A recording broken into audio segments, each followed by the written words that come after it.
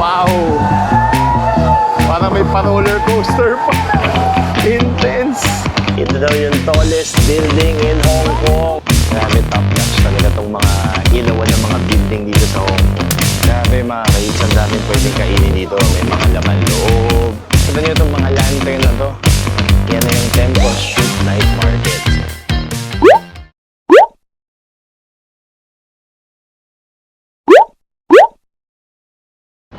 Mga ka-eats, welcome na naman sa isang vlog. So walking distance lang sa aking hotel na Kimpton Tsim Sha Tsui. Nag-book ako sa Agoda ng kanilang top bus, basta parang ganun, tour. Top bus tour, night tour siya dito sa Hong Kong. Tapos ilalagay ko yung link sa description para hindi tayo maligaw, no? At itutour nila kayo sa mga guest around Hong Kong. Tapos yung stop nito is sa Temple Street Night Market. So nandito na ako sa meeting place, no? Yung meeting place is sa middle road lang din. So siguro nakikita nyo yung tallest building dyan sa middle road. Yan yung Kimpton. Tapos diretso lang kayo dito hanggang sa likod ng peninsula. Or dito mismo sa tapat ng Kowloon Hotel. So dito yung meeting point sa Kowloon Hotel. So pagka nag-book kayo sa Agoda pala, make sure lang na yung inyong booking ay sure na kasi walang cancellation at walang refund. Pwede mag-cancel pero bawal mag-refund. So mga kaitsa, yun lang paalala ko sa inyo. So sana na-enjoy niyo so far yung mga Hong Kong natin na videos or na vlogs. Kung hindi pa, panuorin nyo na agad pagkatapos ito kasi siguradong makakatulong yun sa inyo. Marami akong beginner-friendly na tips. Tapos meron din tayong food trip at syempre itong ating night bus tour dito sa Hong Kong. Tapos pupunta tayo sa Temple Street Night Market at mag-iikot-ikot tayo doon. Kaya kung hindi pa kayo nakasubscribe, don't forget to like, comment, and subscribe to our channel. Kaya tara na, sign na tayo. Let's go!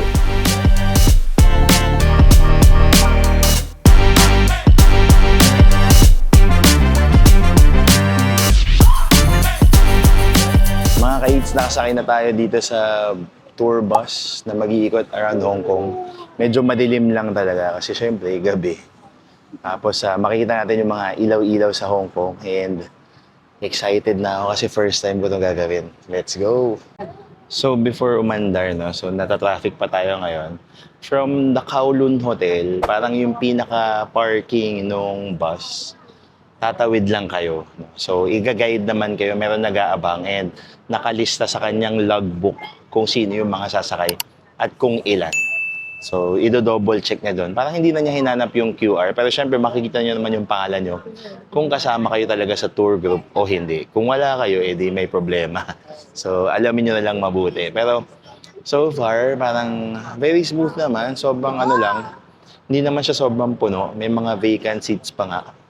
Tapos maganda gawin to kapag medyo winter time kasi malamig. At least, presko yung inyong pag-iikot. Tapos ito na, tumatakbo na. So yan, meron palang English mag-i-explain. So ito, lumada na tayo sa may parang YMCA.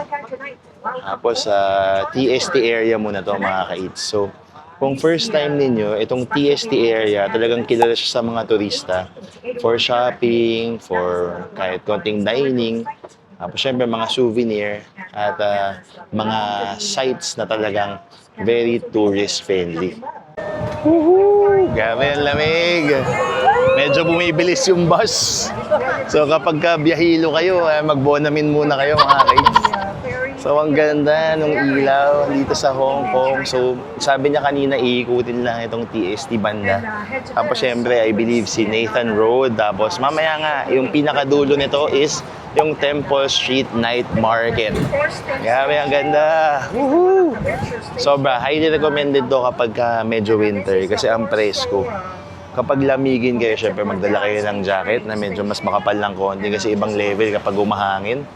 Tapos i-secure nyo lang yung mga belongings ninyo.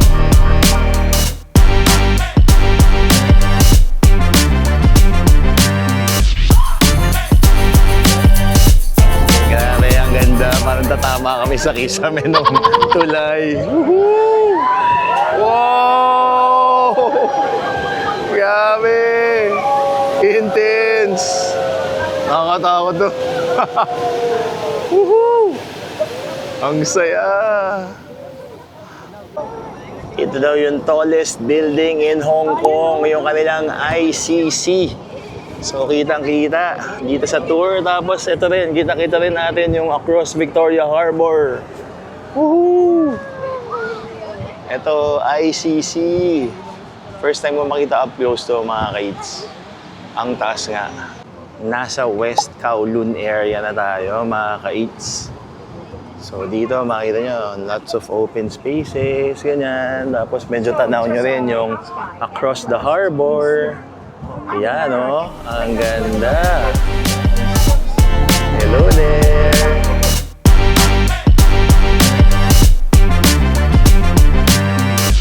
Paalala lang pala mga ka-eats, nakalagay dito no standing. So ingat lang at huwag kayong tatayo habang gumagalaw yung bus. Kasi kahit tour bus siya, mabilis pa rin talaga sila magpatakbo. At safety first tayo syempre kapag tayo ay nagtutour kasi mahirap nang masaktan at maaksidente kapag tayo nasa ibang bansa.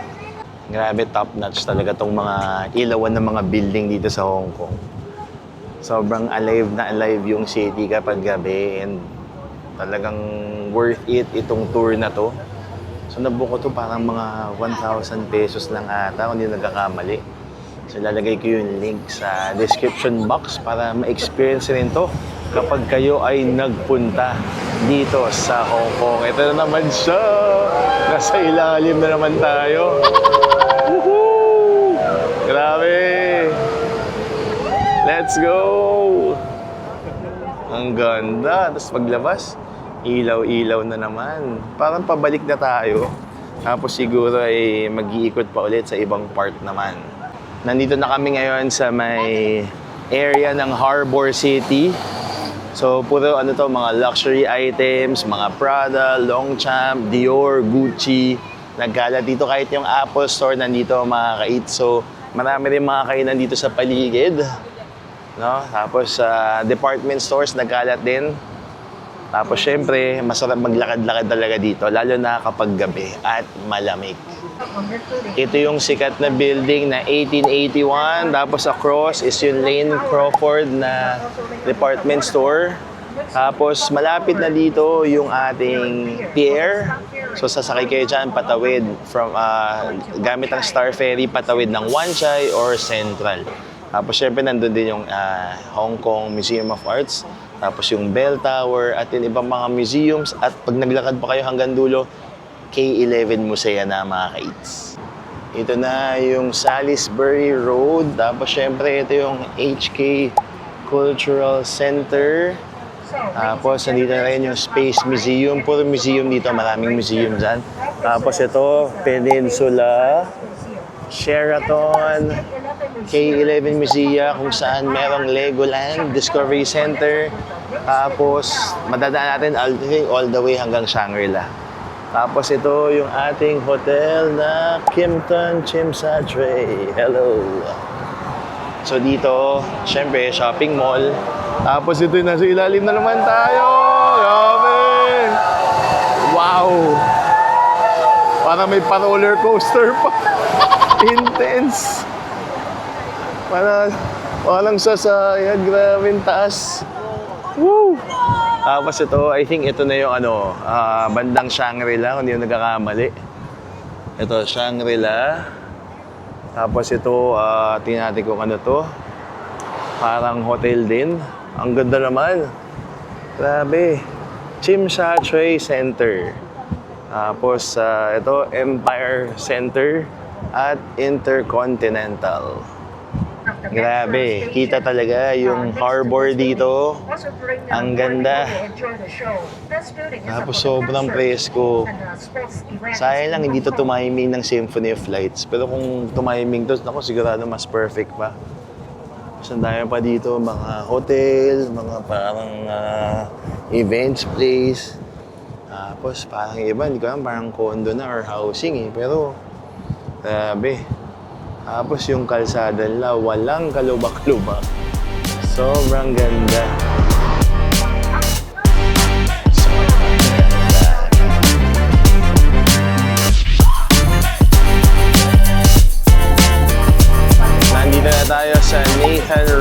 kung saan maraming mga alas, maraming mga drugstore, maraming tindahan ng relo, damit, pagkain, at iba pa. Para sa mga kababayan natin na Muslim, meron silang malaking masjid dito. So ito yung isang Kowloon Mosque and Islamic Center. Tapos dito, marami kayong makita mga buildings, yan. Tapos iba't ibang klaseng mabibili. Sapatos, damit, bags, lahat. Tapos maganda dito, merong park sa likod nitong building na to na puti eh. So itong Nathan Road, kapag nilakad dito, parang marami na kayong mararating all the way. Parang hindi nyo man lang mamalayan, nakakalayo na kayo. Baka biglang paglingat ninyo, nasa Yau Ma Tei na kayo, nasa Mongkok na kayo, nasa Jordan na kayo. Kasi ganun siya ka-walkable. Sobrang lapad pa nung kanilang sidewalks dito. Ang maganda dito sa night bus tour na to, bukod sa mahangin, mailaw, kita-kita nyo rin yung ganda ng iba't ibang klaseng buildings dito sa Hong Kong. So yung mga medyo old school na apartment, tapos kanina nakita natin yung mga medyo mas modern na. So talagang kita nyo yung, yung parang matatravel back in time kayo. Tapos, ang ganda lang talaga tingnan. Kasi syempre, yung Hong Kong matagal-tagal na rin siya. And yung changes, makikita nyo kung ano siya before at ano siya ngayon. No? Sa maganda kasi, na-preserve naman nila kahit yung mga lumang building na nila. Di ba?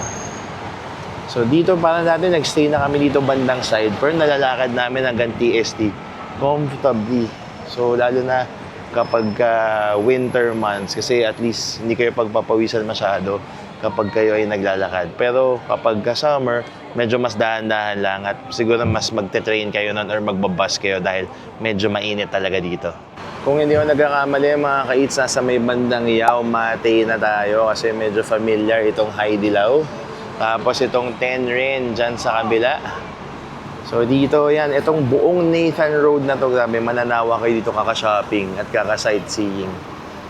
Tapos syempre, dining choices hindi rin mawawala kasi very international ang Hong Kong. So kahit anong craving niyo, mag-crave kayo ng Japanese, Chinese, Thai food, Korean food, American food, Indian food at iba pa. Naku, siguradong nandito yan sa Nathan Road banda. Siguro dahil dumaan na tayo ng Yau Ma Tei at alam ko yung Temple Street medyo malapit siya sa Mongkok kung di ako nagkakamali or Jordan, baka pabalik, no? So siguro ilang minutes na lang matatapos na ang tour natin at kung nagustuhan ninyo yung nakita nyo ngayon, pwede nyong i-book to gamit yung link sa aking description.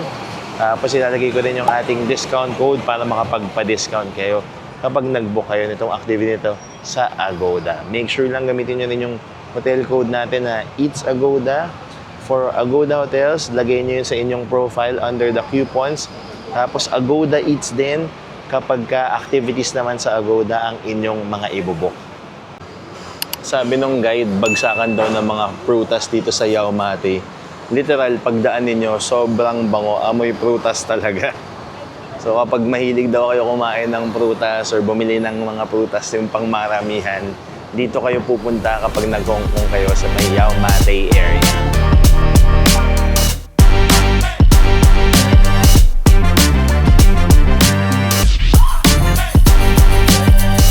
After 45 minutes sakto, nandito na tayo sa Jordan nga ngayon. So sa Jordan yung Temple Street Night Market.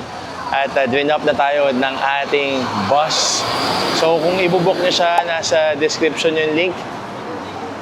Ingat po kayo. Tapos gamitin nyo yung mga codes natin, mga discount codes. Ikutin natin yung Temple Street Night Market para mag-ikot-ikot lang at titingnan natin kung may mabu-food trip tayo doon. Tara, let's go! Tama nga. So pagkaliwa nyo lang from the bus stop, ito na yung night market. So sa likod ko at sa harap ko. Parang tama ba? Ayan. So ito yon, Saigon Street. Pasukin natin mga ka-eats. So ito yung itsura niya. Basta yung pag nakita nyo itong mga lantern na to, yan na yung Temple Street Night Market. So may mga damit. Yan, nagkalat dyan. Siyempre mga souvenir. Kapag bibili kayo ng souvenir, mga pasalubong, perfect dito. Mga keychain. Yan, yung mga laruan. Oh. Ang cute. Tapos dito, may mga bags dito. Tapos mga cheongsam. Yung medyo mahaba-haba din siya. So parang buong ano talaga siya. Buong Saigon Street. Tapos parang ano to eh. From 2 p.m. hanggang midnight, kung di ako nagkakamali. Paki-google na lang kung tayo ay nagkamali. So yun ang cute oh. Yung mga ganyan. Magkano kaya yan? Ang cute ito. Tapos syempre, kapag ka nasobrahan kayo ng bili ng pasalubong, marami mga bags dito. May mga scarf, mga pampaswerte. So lakad-lakad lang talaga. Maano naman, hindi naman siya sobrang daming tao. Madaming tao pero hindi naman siya sobrang siksikan. Hindi ko na alam kung may food trip tayo dito, parang wala. Pero yan, yung mga ref magnet, mga, ito, pantulog, mga backpack. Itong cute to. For your babies, no? Kulit. Hindi ko na alam kung sobrang mura dito.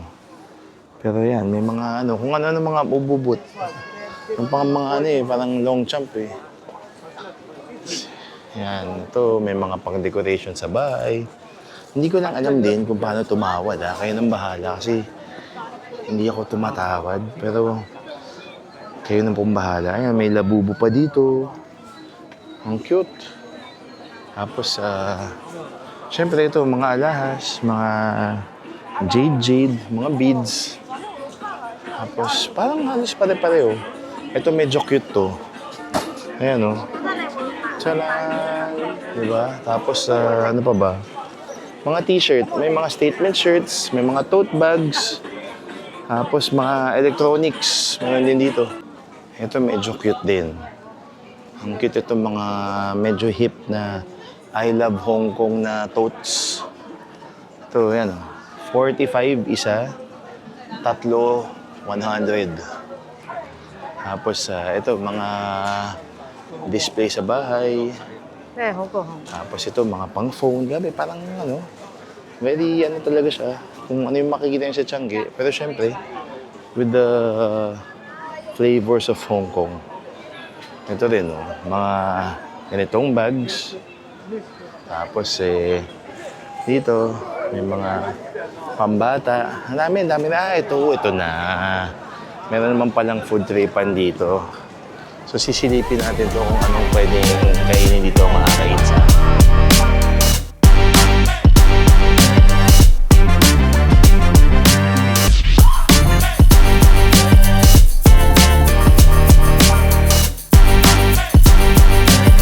Grabe mga kaitsa, ang daming pwedeng kainin dito. May mga laman loob, para may mga congee. Ito, merong seafood dito.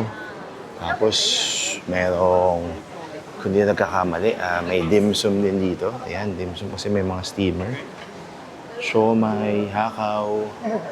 Tapos, syempre mga drinks, mga noodles, mga dumplings. Iba't ibang klase rin palang pagkain dito. Meron ding burger. Ito, dumplings and noodles. Tapos ito, meron siyang burger. At dito, merong mga grill naman loob. Tapos meron tanghulu. Tapos mga octopus, mga squid. Uy, meron ding ice desserts. Siyempre, yan, parang ano naman. Ay, ito pala, narinig ko na yung bungad. Meron pang ano yun. May Pinoy food pa. Nakalagay, Philippine street food. Ang galing Hello po. Ang galing Merong Pinoy food dito sa Temple Street Night Market. Bebenta po si ate. Inasal po ba yan? Inasal, merong bangus. Lumpiang toge. Lumpiang toge. May turon din. Hello po, magandang gabi sa inyo. May balot pa. Grabe. Galing. Usually, matagal na kayo dito, ma'am? 1 year. 1 year? Galing Wow, bili nga tayo kay ate. Dahil dito sa Philippine Street Foods. Tapat lang siya mismo, malapit lang siya dito sa entrance itong Temple Street Night Market.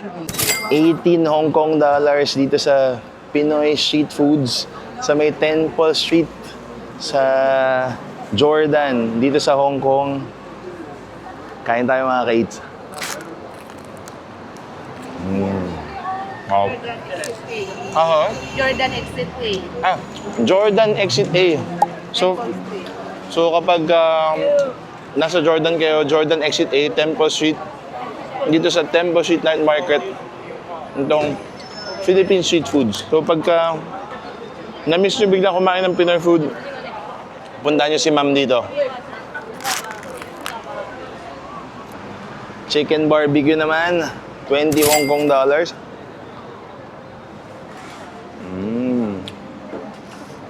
Pwede. Solid na chicken breast. Tapos ano pa, juicy pa siya. Malambot. Bango.